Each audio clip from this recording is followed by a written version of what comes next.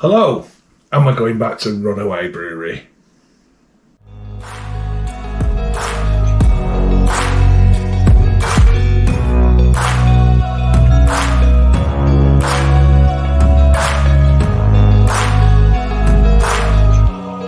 Way back a year ago. Hello, welcome back to Tap Thursdays, and we've got two beers from Runaway Brewery. So this first one is their Farmhouse Pale. This is coming in at 3.9%. Runaway Brewery, now based in Stockport. They're a Manchester brewery. And we've also got the Breaded Farmhouse Ale. Really looking forward to this. Really am. So Farmhouse Ale, basically it's the same, if not similar, to a saison.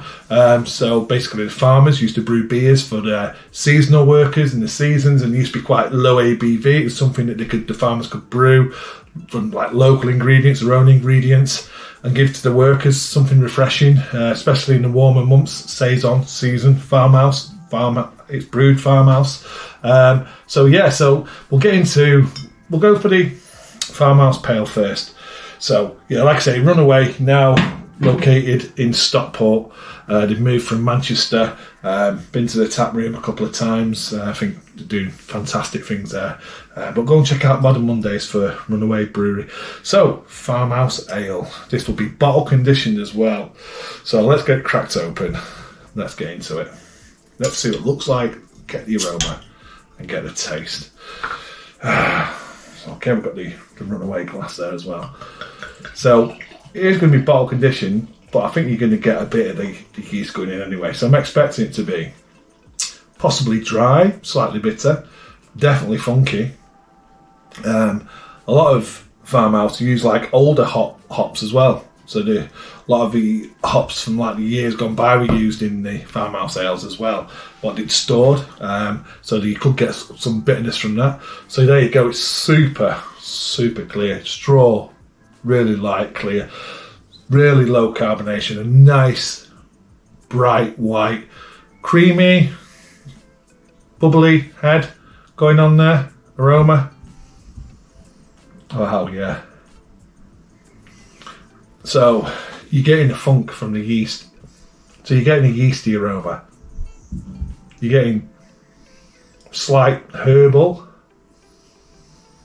and floral notes with this funk, which is really hard to explain. The funk. Lemon there. It just smells really good. I'm looking forward to this. Like I say, 3.9%. Okay, cheers. Yeah, so if you've had a Belgian beer, you're getting that Belgian yeasty character, and it is drying, and it's really good, and it's got a bitterness there as well. It's balanced, it's not harsh, it's not astringent, it's really good. There's definitely some herbal notes going on as well from that. So a little bit of clove there, herbal, floral. And it's got this bitterness which suddenly just dries your palate and then just leaves this long-lasting flavour on the palate. So it dries it and then leaves it, makes you want to go back for more. So it's quite first quenching. It feels refreshing. It's crisp as well. It's cracking. It's really good. It's a 330ml bottle. Bought this from Runaway as well, there from the actual tap room. That is a great beer. That bitterness is there. It's just long lasting. It's just staying around on the palate.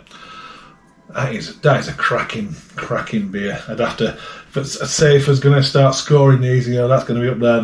The freebies, the Tap Thursday. Be interesting to see what I think of the Breaded one after I've had this. What's it say on the bottle? Let's put my glasses on to see what it says. Bottle conditioned beer. Unfiltered and unpasteurised, store upright for a clear beer pour, carefully to leave the yeast in the bottle, serve cool. And it just says barley, wheat, spelt, hops and yeast, 3.9%, 330ml bottle. Runaway Brewery. Doing it right since 2014, our Farmhouse Pale is brewed with Marisota and wheat malts, spelt grains and noble Sars hops. That's where I was getting that lemon from. The beer is fermented initially with a Beaujolais wine yeast and then finished with a classic saison yeast to create a light, fruity ale with a crisp, dry finish.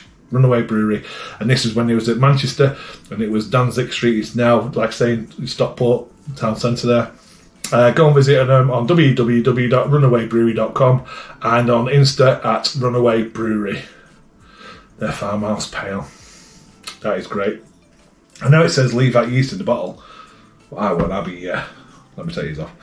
I'll be adding that just to give myself a little bit more flavour. I'll show you that. So you can see how clear that is now. That yeast has gone in. You see how that's now made it thicker. More dominant now, the aroma. I love that funkiness. To me, it adds something. I like it. Not everyone's going to like it, but it does. It adds more complex notes, let's say. Complexity, is that the word? What I'm trying to say? Make myself look stupid.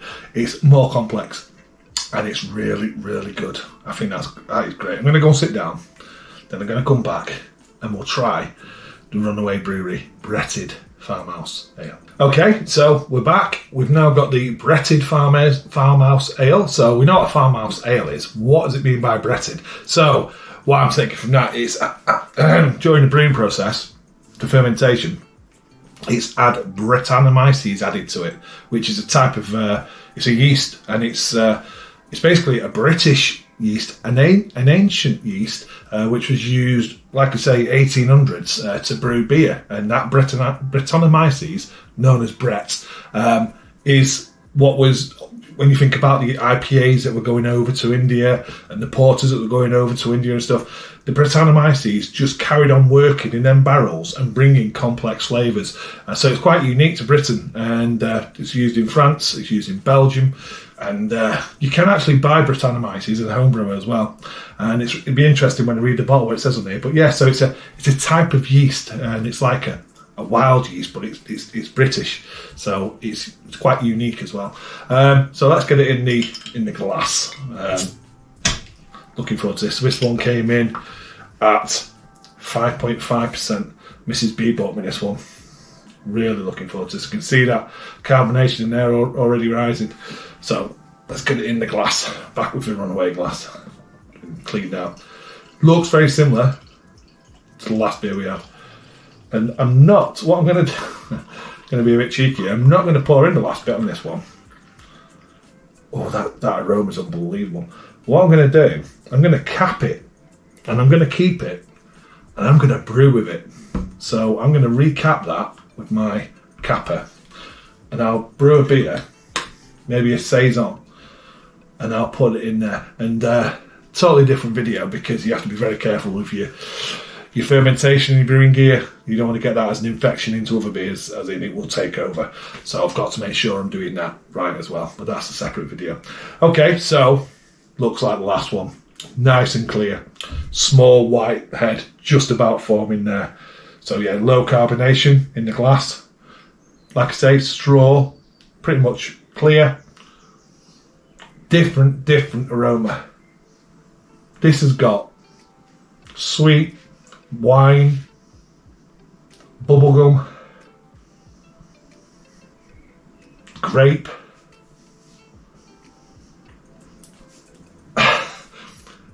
hay, that sort of aroma from hay and straw. It is funky. It is funky, and it smells fantastic. Okay, cheers.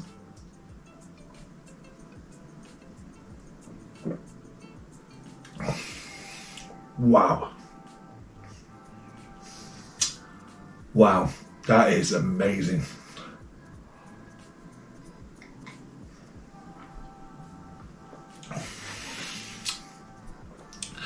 It's got proper funk. It's drying. It's refreshing.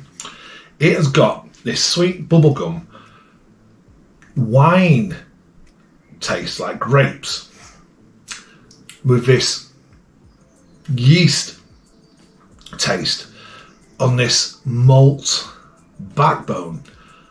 It all comes together with this nice low level of bitterness, which makes you know it's a beer. That is absolutely fantastic. That is brilliant. I mean, I'm not here to compare the beers, but that was a great beer.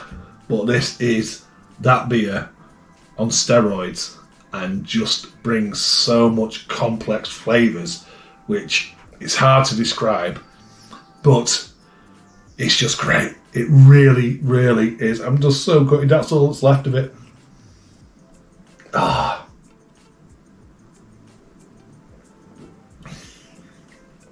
I am going to brew a Farmhouse ale, and I am going to cultivate that yeast and throw it in my brew and see what happens. So looking forward to doing that.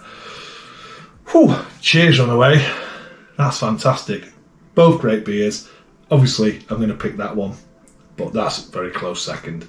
Okay, I've got to cut back because I got that excited about the beer. I forgot to read the bottle.